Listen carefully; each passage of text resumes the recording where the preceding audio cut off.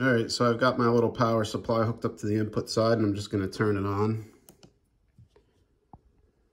And when the device turns on, it will go back to whatever it was doing when it turned off. That way, if there's some kind of power outage or whatever, it'll just turn back on, doing what it's doing.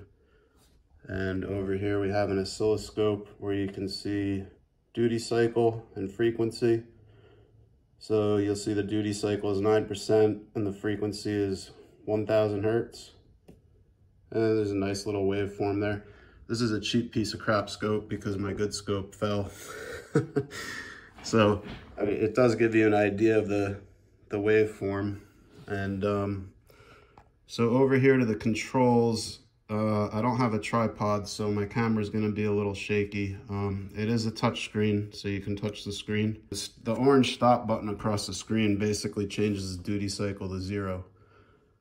So even though it's at 1000 hertz, it doesn't matter, because if the duty cycle's 0, it's not doing anything.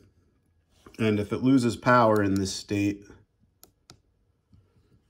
it will come back on at 0.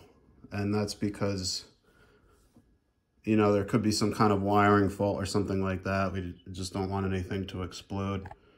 Another note on the touch screen is it's a resistive touch screen. So unlike your cell phone, you can touch it with your fingernail.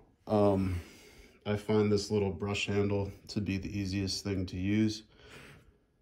So to change the hertz, well, let's turn some, so let's change the duty cycle first, because we want to see stuff happen. And at 0, nothing's going to happen.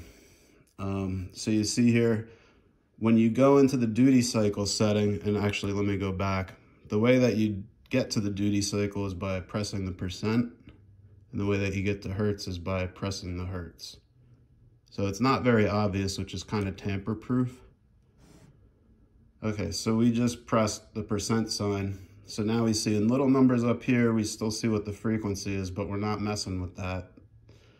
We're just changing the PWM value here. So there's different ways that you can do this. If you just want to go up or down 1, you just press plus, and it goes up 1. So you can just tap that and change it. So now we're at 4%, 1000 hertz. If you look down here, 4%, 1000 hertz.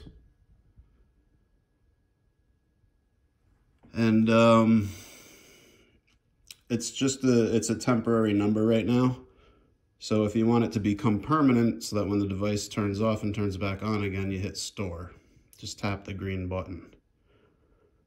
Now, if you were at 4 hertz and you wanted to, or sorry, if you're at 4% and you wanted to go to, say, 50, you don't want to tap this button a bunch of times, so you can just hit set,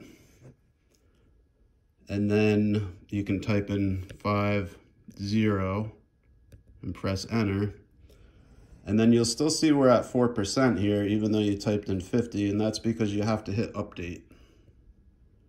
Once you hit update, then you'll get your 50%, and here you can see 50% duty cycle, 1% frequency. And then of course you got the stop button there and the home button. So the same thing goes with hertz. You just tap hertz. Hertz goes in increments of 10. So obviously you'd be there all day. It's great for fine tuning. But if you need to, you know, make a big change, then you would go to this window. Whoops. This is really hard to look at and record on the phone at the same time. So there's 5000, and we'll just hit update, and there's 5000 hertz, 50% duty cycle. So I'll hit store and then hit home, and then you'll see on the main screen here we have 5000 hertz at 50%. And then we have a nice little waveform.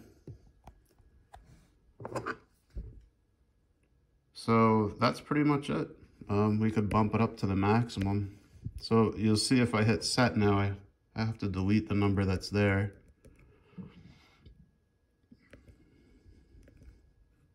So what do we say it was? what was the maximum? Yeah, 25 kilohertz. So there's 25,000 hertz. Click OK, hit update. And this piece of crap scope is like, what are you doing? Oh, let's try and see if we can, yeah, there we go. So I just used the auto set function on the scope to recalibrate itself for that signal, and you can see there's your 25,000 hertz.